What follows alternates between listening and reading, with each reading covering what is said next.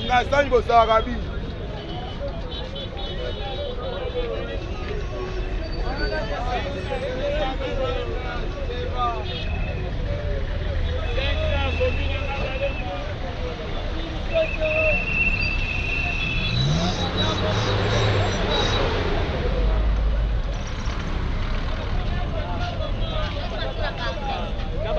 La matinée après.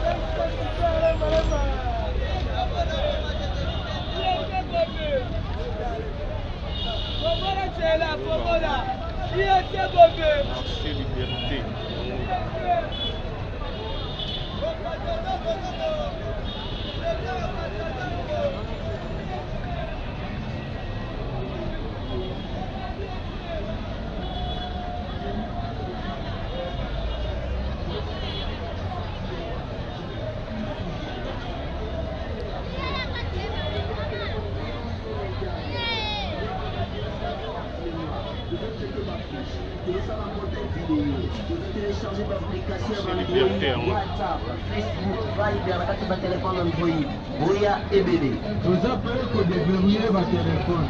Vous appelez que de verrouiller votre téléphone.